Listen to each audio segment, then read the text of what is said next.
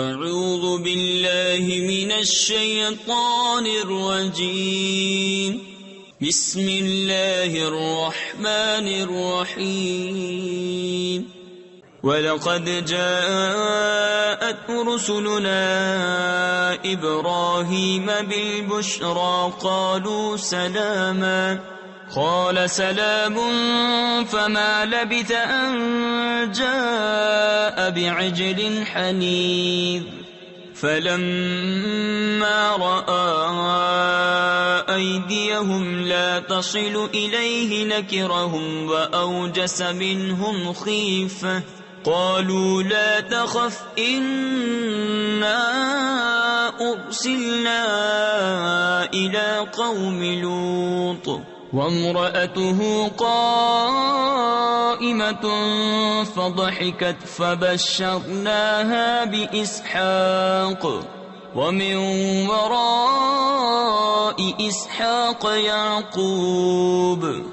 اور بے شک ہمارے فرشتے ابراہیم کے پاس مژدہ لے کر آئے، بولے سلام کہا، سلام.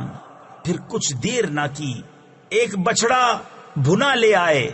پھر جب دیکھا کہ ان کے ہاتھ کھانے کی طرف نہیں پہنچتے، ان کو اوپری یعنی اجنبی سمجھا اور جی ہی جی میں ان سے ڈرنے لگا. بولے ڈریے نہیں، ہم قوم لوط کی طرف بھیجے گئے ہیں.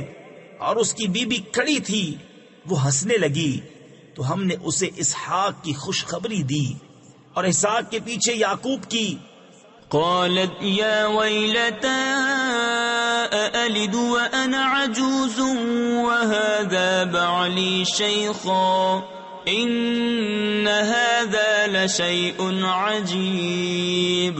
قالوا أتعجبين من أمر الله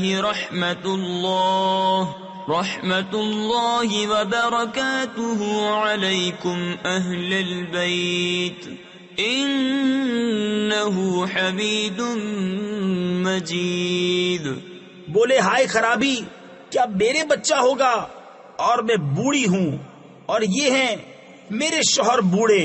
بے شک یہ تو اچنبھے یعنی تعجب کی بات ہے. فرشتے بولے کیا اللہ کے کام کا اچنبا یعنی تعجب کرتی ہو؟ اللہ کی رحمت اور اس کی برکتیں تم پر اے اس گھر والو، بے شک وہی ہے سب خوبیوں والا، عزت والا. صدق اللہ العظیم.